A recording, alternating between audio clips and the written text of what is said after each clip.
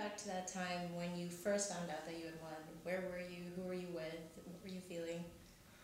Oh wow! Well, I was so excited. I was in a conference room and it occurred at the end of a long day of interviews in San Francisco. And they had all 16 of the finalists sequestered in this conference room while the judges deliberated. And then they came out and made the announcements. And I was struck dumb. After a long day of trying to be very eloquent and very poised, I lost the ability to talk. So I was just so excited. As soon as I could, I phoned home, I called my parents, I called my girlfriend, and everyone was just so happy and so encouraging for me. It was really amazing. Did you think that you were going to win? You know, this scholarship, I knew from the very beginning that it was a huge long shot. And I applied because I was interested in studying in England. I really wanted the opportunity to be able to go to Oxford, but I always had very realistic expectations about this scholarship. So it was never my real plan. I was applying, but I was also looking at other schools in England. I was looking at schools in Canada. I was looking at some schools in California. And I was optimistic though until I met all the 16 other finalists in San Francisco Friday night. Just how passionate, how dedicated each of the students were. I realized it could be anyone's game.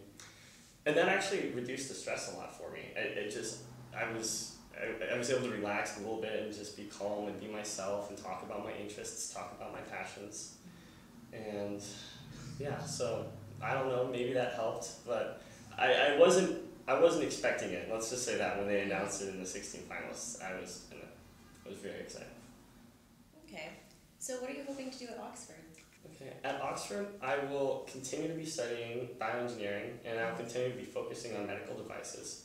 Oxford has an Institute of Biomedical Engineering at the campus, and it's actually a collaborative department between the engineering departments and the Oxford School of Medicine.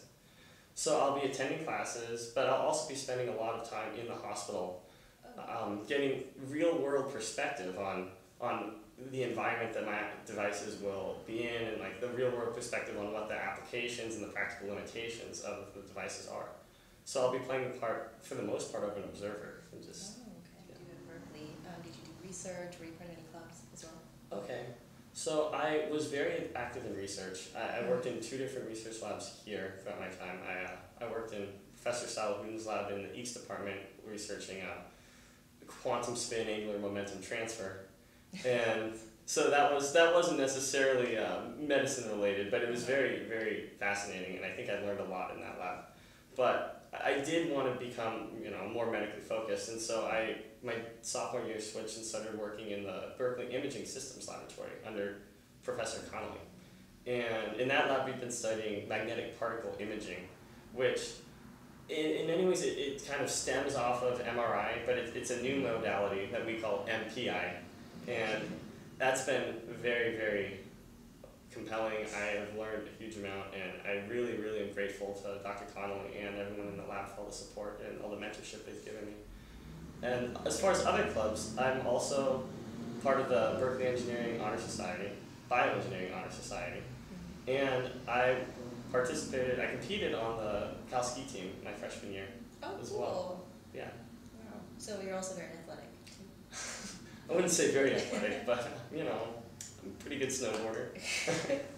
How did you manage to juggle all these things? The double major, the minor, clubs, the research, the ski team?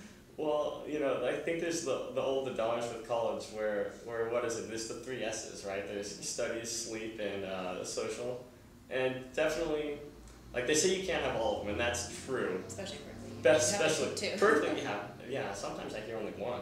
Oh. But and I think that's what I did. I picked only one at a time, and a lot of the time it was studies. So I would be very focused, and I wouldn't get much sleep. I wouldn't be able to go out and do that many fun things for a period of time. But I could only do that for so long. Eventually, I had to get my sleep, and I would go out and hang out with friends. But I think I did have to remain very focused, and also get quite lucky to get where I am. So what is your goal for the future? What do you want to do?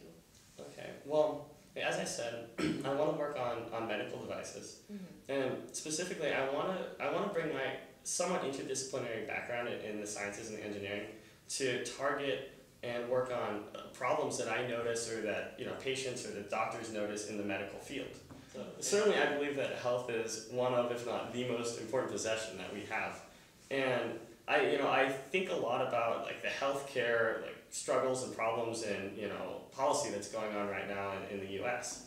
And I think that, or I believe that there are several different perspectives or vantage points at which you can like fight the healthcare battle. Like certainly you can do it from policy and lawmaking stance, and there's a lot of talk that was going on about that, in the last political election. But you can also find it from, internal as a physician. They have a lot of leeway to fight the fight. And I think that my specific background and talent set lends me the perspective to be able to fight it from like designing medical devices that are accessible and that are going to like raise the standard of care in healthcare from the bottom. So like that's what I'm really passionate about, and that's what I hope to work on one day.